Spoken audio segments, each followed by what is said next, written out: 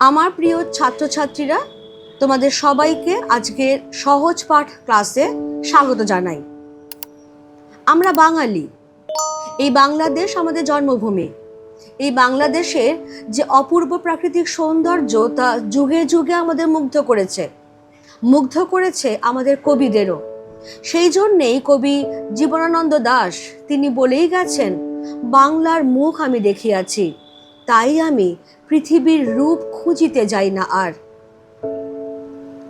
সেই রকম ভাবেই আজকে যে কবিতাটা আমরা পড়ব, কবি নীরেন্দ্রনাথ চক্রবর্তীর অন্ধকার বারান্দা নামক কাব্যগ্রন্থের অন্তর্গত আবহমান।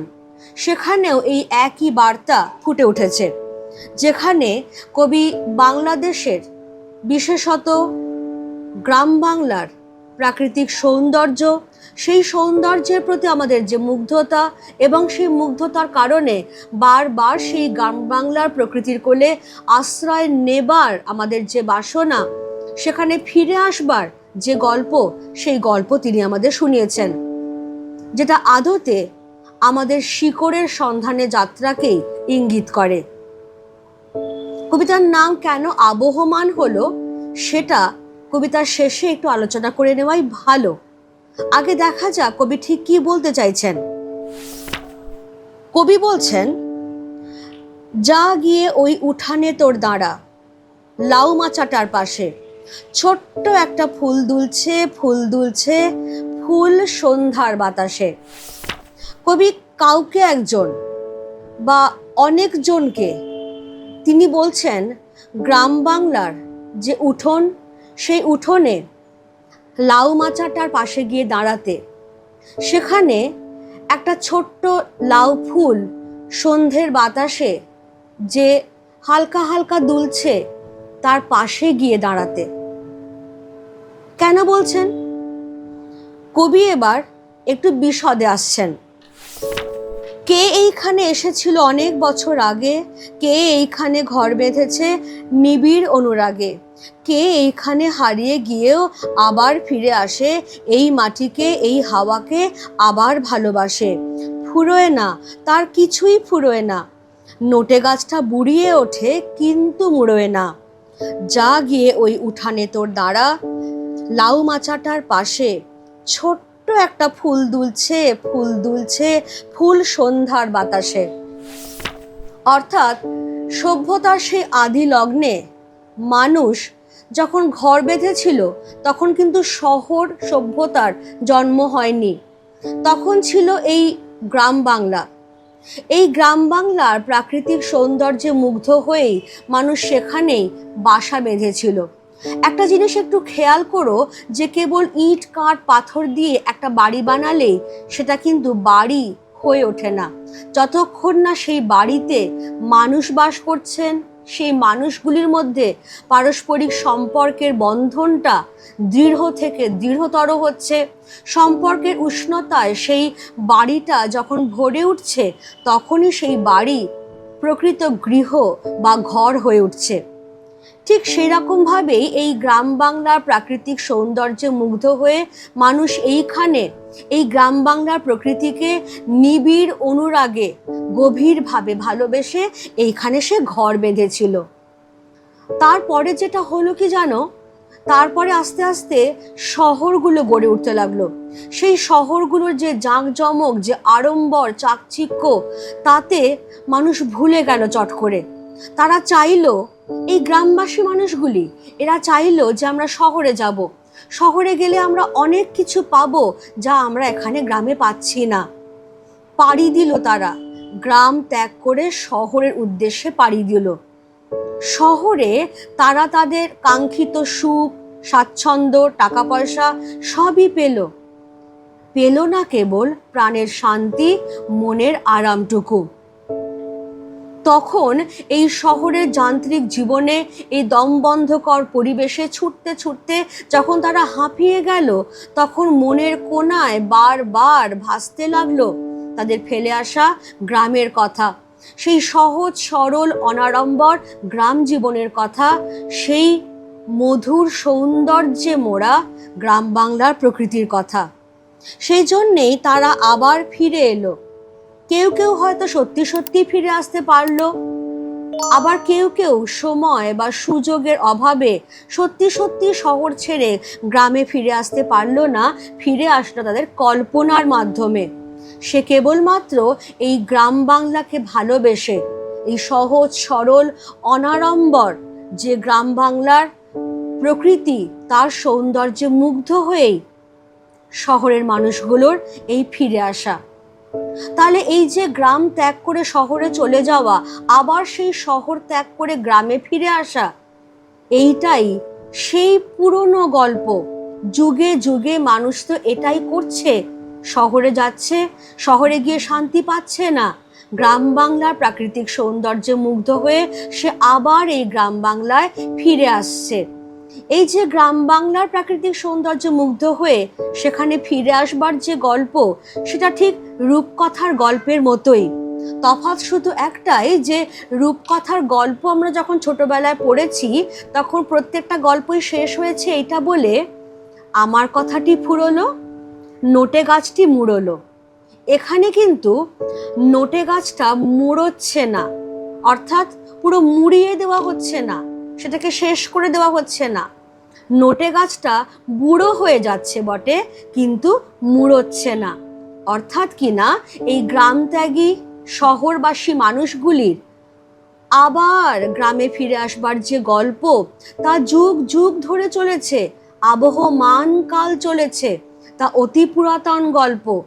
তাই সেই গল্প বুড়ো হয়ে যাচ্ছে, কিন্তু শেষ হচ্ছে না। গ্রাম ত্যাগী শহরবাসী মানুষগুলির গ্রামে ফিরে আসবার যে তাগিদ, যে বাসনা, তা কিন্তু কোনোদিনই ফুরোবার নয়। সেই কারণে এবার তাহলে আমরা বুঝতে পারছি যে কবি কাকে বা কাদেরকে ওই গ্রাম বাংলার প্রকৃতির পাশে গিয়ে দাঁড়াতে বলছেন। এই গ্রাম ছেড়ে যাওয়া শহরবাসী অতৃপ্ত মানুষগুলোকে, যারা শহরে গেছিল বটে একটা সময় তাদের সুখ স্বাচ্ছন্দ্যের কামনায়, কিন্তু সেখানে কাঙ্ক্ষিত শান্তি না পাওয়ায় তারা আবার ফিরে আসতে চাইছে এই গ্রাম বাংলাকে ভালোবেসে, এই গ্রাম বাংলার প্রকৃতির সৌন্দর্যে মুগ্ধ হয়ে। কবি তাদেরকেই বলছেন, আদেশ দিচ্ছেন তাদেরকে, যে যদি সত্যিকারের প্রাণের শান্তি খুঁজে পেতে চাও, তাহলে ওই গ্রাম বাংলার উঠোনে গিয়ে দাঁড়াও। সেখানে এখনো লাউ মাচাটা রয়েছে, লাউ মাচাটায় এখনো লাউ ফুলটা সন্ধ্যের বাতাসে হালকা হালকা দুলছে। তাহলে যে লাউ মাচা বলো বা লাউ ফুলটা বলো, এটা কিন্তু গ্রামীণ সৌন্দর্যের প্রতীক হয়ে আসছে আমাদের কাছে। যার কাছে গিয়ে দাঁড়ালেই, যার কাছে গিয়ে আশ্রয় পেতে পারলেই আমরা আমাদের মনের হারানো শান্তিটা খুঁজে পাবো। কবি বলছেন, ফুরোয় না তার যাওয়া এবং ফুরোয় না তার আশা, ফুরোয় না সেই একগুঁয়েটার দুরন্ত পিপাসা। সারাটা দিন আপন মনে ঘাসের গন্ধ মাখে, সারাটা রাত তারায় তারায় স্বপ্ন এঁকে রাখে। ফুরোয় না, তার কিছুই ফুরোয় না। নোটে গাছটা বুড়িয়ে ওঠে, কিন্তু মুড়োয় না। যা গিয়ে ওই উঠানে তোর দাঁড়া, লাউ মাচাটার পাশে ছোট্ট একটা ফুল দুলছে, ফুল দুলছে, ফুল সন্ধ্যার বাতাসে। এই যে তার বলতে কার? এই গ্রাম ছেড়ে যাওয়া শহরবাসী মানুষগুলো, যারা টাকা পয়সা পেয়েছে, সুখ স্বাচ্ছন্দ্য পেয়েছে শহরে এসে, কিন্তু হারিয়ে ফেলেছে তাদের মনের শান্তি, প্রাণের আরাম, যা তারা পেয়েছিল তাদের সহজ সরল অনাড়ম্বর গ্রাম জীবনে। সুতরাং এই যে তাদের আসা যাওয়া কোনোদিনই ফুরোয় না, গ্রাম ছেড়ে শহরে চলে যাওয়া, আবার শহর ত্যাগ করে গ্রামে ফিরে আসার এই যে গল্প, এটা কোনোদিন ফুরোবার নয়। যেমন ফুরোবার নয় সেই একগুঁয়েটার দুরন্ত পিপাসা। একগুঁয়ে মানে যে একটা গোঁ ধরে আছে। এখানে একগুঁয়ে বলতে সেই গ্রাম ছেড়ে যাওয়া শহরবাসী মানুষগুলিকেই বোঝানো হয়েছে। তারা এক গোঁ ধরে আছে কি, যে না, আমি আমার শিকড়ের কাছে ফিরব। গ্রাম বাংলা আমার শিকড়, আমার দেশ, আমার জন্মভূমি। এই শহর আমার আপনার জন নয়। এবার যারা সত্যিকারে ফিরতে পারলো, তারা সত্যিকারেরই ফিরল। যারা সত্যিকারের ফিরতে পারছে না, হয়তো কোনো কারণে, সময়ের কারণে, সুযোগের কারণে, অবস্থার পরিপ্রেক্ষিতে, তারা কল্পনায় ফিরে আসতে চাইছে। কিন্তু হ্যাঁ, ফিরে আসতে চাইছে, এক গুয়ের মতোই তার ফিরে আসবার এই বাসনাটা কোনোদিন ফুরোচ্ছে না। তার এই প্রচণ্ড তৃষ্ণাটা, গ্রাম বাংলায় প্রকৃতির কোলে আশ্রয় নেবার এই প্রবল তৃষ্ণাটা কোনোদিন মেটবার নয়। দিনের বেলায় যখন সে বাস্তব জগতে পদার্পণ করে আছে, তখন এই যে বাস্তব জগতের কোলাহল, মারামারি, হিংসা, পারস্পরিক যে দ্বন্দ্ব, তার মাঝখানে সে একটু শান্তি খুঁজে পেতে চাইছে নিজের মনে মনে, কল্পনায় গ্রাম বাংলার ঘাসের গন্ধ আপন গায়ে মেখে মেখে। আর যখন রাত হচ্ছে, তখন সেই রাতের তারা ভরা আকাশের দিকে তাকিয়ে সে মনে মনে স্বপ্নের জাল বুনছে যে তার নিজের সেই গ্রাম বাংলাটা কেমন ছিল, কবে আমি সেখানে ফিরতে পারবো, কেমন আছে আমার সেই গ্রাম বাংলা, সেই স্বপ্নের জাল বুনছে সে। সেই প্রসঙ্গেই কবি আবারও আনছেন, দেখবে ধ্রুব পদের মতো বারবারই আসছে এই দুটো লাইন, ফুরোয় না, তার কিছুই ফুরোয় না, নোটে গাছটা বুড়িয়ে ওঠে কিন্তু মুড়োয় না। তাহলে এই যে গ্রাম ত্যাগী শহরবাসী মানুষগুলির গ্রামে ফিরে আসবার যে গল্পটা, তা চিরকালীন, তা কোনোদিন ফুরোবার নয়। যুগ যুগ ধরে এই গল্পটা চলেছে। সেই জন্যেই এই গল্পটা অনেক পুরনো গল্প, কিন্তু কোনোদিন না শেষ হওয়া গল্প। তাই জন্যই বলা হচ্ছে, নোটে গাছটা বুড়ো হয়ে যাচ্ছে বটে, কিন্তু একেবারে মুড়িয়ে যাচ্ছে না। কবিতায় আবারও এই গ্রাম ছেড়ে যাওয়া শহরের মানুষগুলিকে বলছেন, অনুরোধ করছেন যে যাও, ওই গ্রাম বাংলার উঠোনে গিয়ে একবারটি দাঁড়াও, লাউ মাচাটার পাশে, যাকে তুমি খুব চেনো, সেই ছোট্ট লাউ ফুলটা সন্ধ্যের মৃদুমন্দ বাতাসে দুলছে, তার পাশে গিয়ে দাঁড়াও, তুমি তোমার মনের কাঙ্ক্ষিত শান্তি ফিরে পাবে। নেভে না তার যন্ত্রণা যে, দুঃখ হয় না বাসি, হারায় না তার বাগান থেকে কুন্দ ফুলের হাসি। তেমনি করেই সূর্য ওঠে, তেমনি করেই ছায়া নামলে আবার ছুটে আসে সান্ধ্য নদীর হাওয়া। ফুরোয় না, তার কিছুই ফুরোয় না, নোটে গাছটা বুড়িয়ে ওঠে কিন্তু মুড়োয় না। যা গিয়ে ওই উঠানে তোর দাঁড়া, লাউ মাচাটার পাশে, এখনো সেই ফুল দুলছে, ফুল দুলছে, ফুল সন্ধ্যার বাতাসে। তাহলে কার যন্ত্রণা, কিসেরই বা যন্ত্রণা, কার দুঃখ, কেনই বা দুঃখ? এই যে গ্রাম ছেড়ে যাওয়া শহরবাসী মানুষগুলির গ্রামে ফিরতে না পারার যে যন্ত্রণা, সেটা কোনোদিন নিভছে না, দূর হচ্ছে না।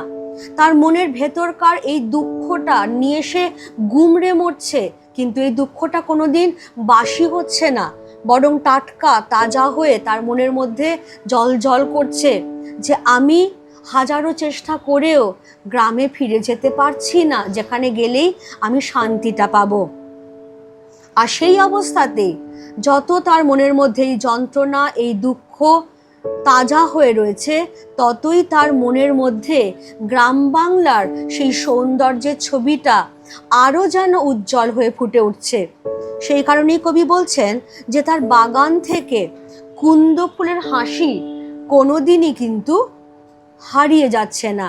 অর্থাৎ এই যে মনের বাগান, কল্পনার পাখাতে তো কেউ আটকায়নি, তাহলে মনের বাগানে সেই গ্রাম বাংলার প্রকৃতির ফুল, ফল, লতা পাতা সব কিছু জীবন্ত। তাই আমি যে গ্রামে ফিরতে পারছি না, এই কষ্টটা যেমন সত্যি, তেমনি আমার মনের বাগান থেকেও কুন্দ ফুলের হাসিটাও কোনোদিন মিলিয়ে যাচ্ছে না। গ্রাম বাংলায় এখনো একই রকমভাবে আগেকার মতোই, যেমন সূর্য উঠতো অস্ত যেত, তেমন এখনো যাচ্ছে। আবার সন্ধে হলেই নদীর ওপর দিয়ে যে সান্ধ্যকালীন বাতাস ছুটে আসতো, এখনো সেই রকম সান্ধ্য বাতাস ছুটে আসে। কোনো কিছুই তো ফুরোয়নি, কোনো কিছুই তো নষ্ট হয়নি। তাই কবি বলছেন, ফুরোয় না, তার কিছুই ফুরোয় না, নোটে গাছটা বুড়িয়ে ওঠে কিন্তু মুড়োয় না। অর্থাৎ গ্রাম বাংলার প্রকৃতি আগেও যেমন ছিল এখনো তেমনটাই আছে, সেই রকমই সহজ, সরল, অনাড়ম্বর, মধুর সৌন্দর্যে পূর্ণ।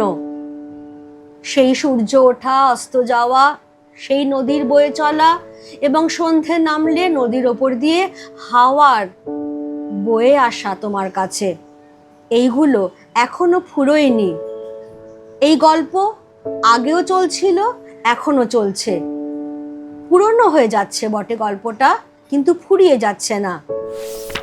শেষ স্তবকটা আগের স্তবকগুলোর মতোই, শুধু একটা ছোট্ট জায়গায় একটু পরিবর্তন করেছেন কবি।